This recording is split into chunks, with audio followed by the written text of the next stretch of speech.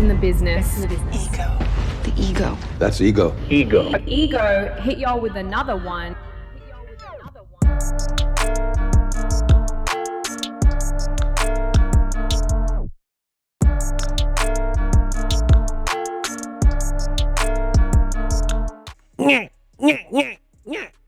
Rolando Romero has just moved up in the world of boxing.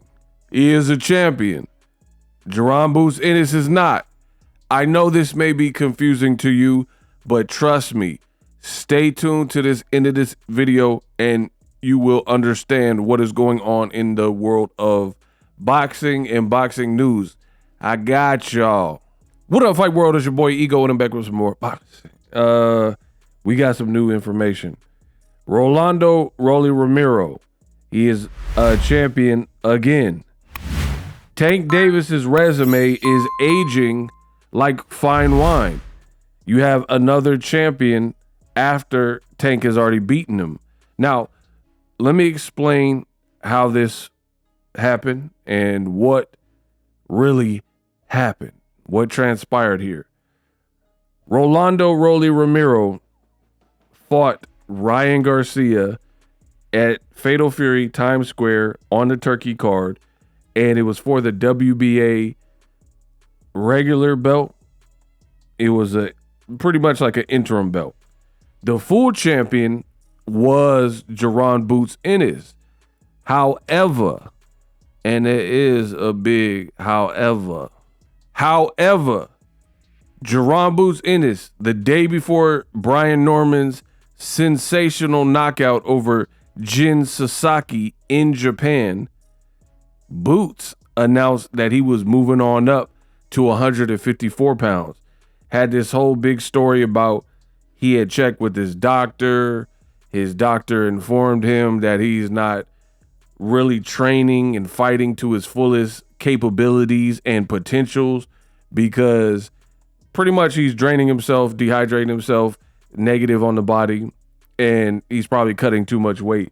So I'm filling in the blanks. That's pretty much what it sounds like. So Boots says the next portion of his journey is at 154 pounds. As of me recording this video, I have no idea what's going on with Boots, who he's fighting. Josh Kelly said he got a lowballed offer. I talked about all of this. So Ryan Garcia got knocked down and beaten by Rolly. Now Rolly is elevated to the full WBA champion. Bravo. Congratulations to Rolly. Now, I started the video and I praised Tank, and Tank has a former opponent in Rolly, and Rolly's now a champion again. So I know what that means.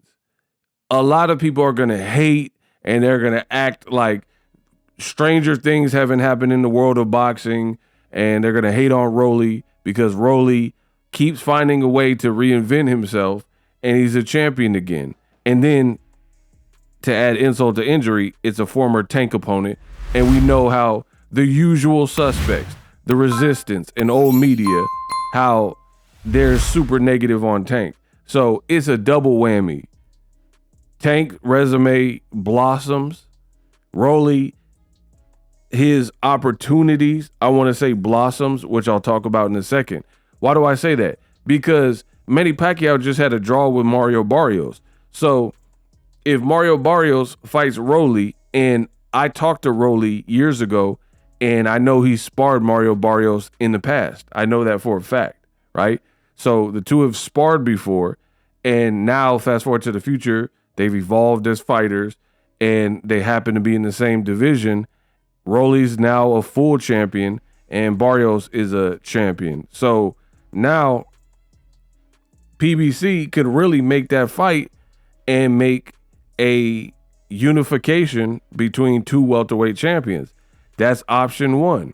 Option two, which I personally like, is Manny Pacquiao. He didn't look half bad. 46 years old, legend, and he easily can challenge Rolly for the title. And here's the thing, Rolly is not 6 foot tall like Mario Barrios looking to box. Rolly comes to hurt and destroy. He's heavy-handed. Tank Davis told you that Rolly hit the hardest.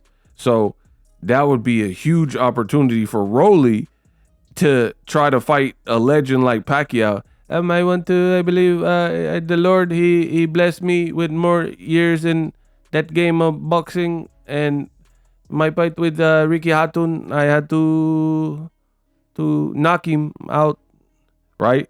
So Rolly, the show keeps rolling, and I'm happy for him.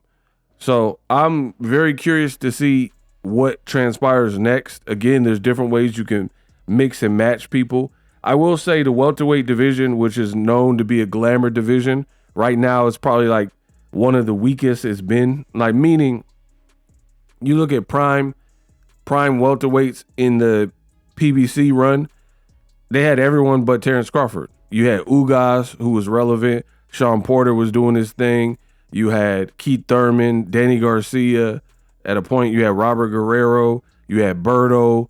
You had Floyd Mayweather. Obviously, some of these people like retired or weren't really active. Of course, you had Errol Spence Jr. and the list goes on. Kell Brook. That whole little run, you pretty much, and PBC had most of those fights and fighters minus Terrence Crawford, because Terrence decided to re-sign with Bob Arum in Top Rank, right?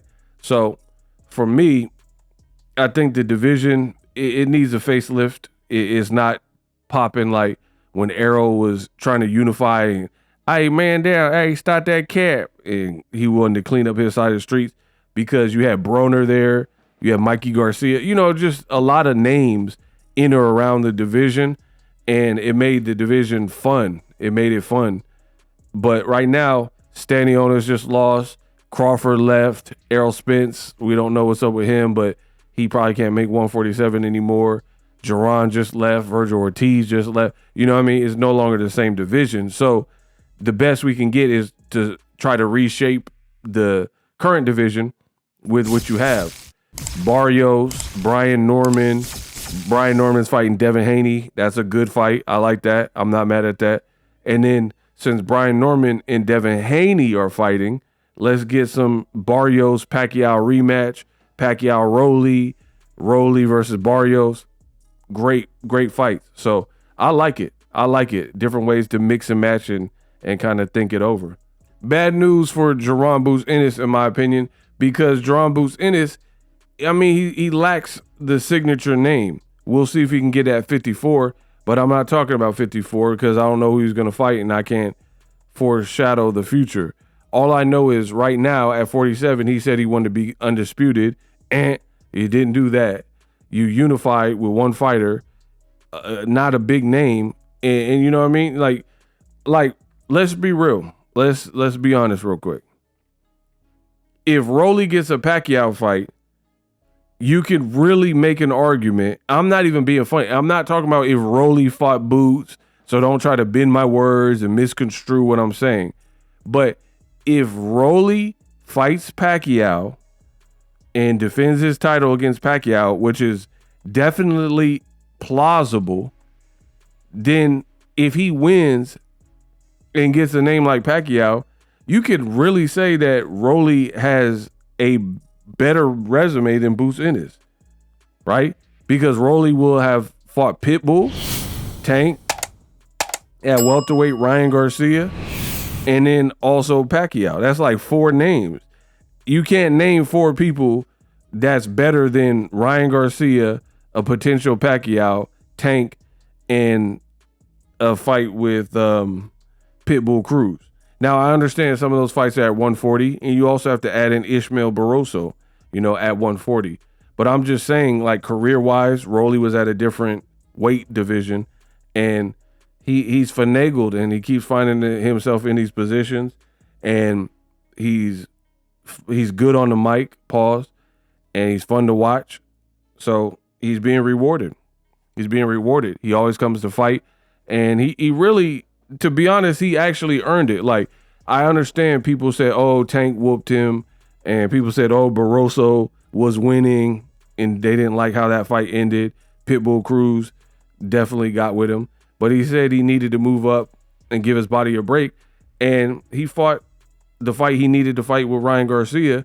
Mind you, everybody counted him out and expected him to get knocked out by Ryan Garcia, even though Ryan was coming off a year suspension, and he boxed well and showed his power, and he did what he had to do to win. And it was really up to Ryan, who was losing the fight, to try to push the pace. So I'm not mad at Rolly.